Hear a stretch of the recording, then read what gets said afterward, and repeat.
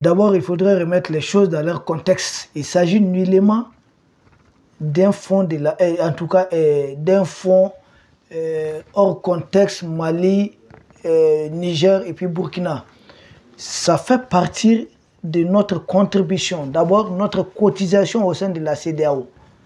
Il y a un fonds pour la paix qui date bien sûr de 2006, à partir de 2006, ça fait 5% bien sûr de la cotisation en termes communautaires au niveau de la CEDEAO.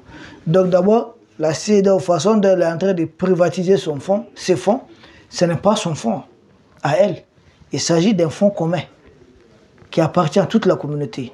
Donc ce n'est pas une aide, c'est une prérogative, c'est un droit. Nous devons bénéficier de cela depuis 2011-2012. Et là encore, c'est un montant insignifiant qui ne nous dit rien. Nous allons même renoncer à ça et ça ne nous dit pas grand-chose.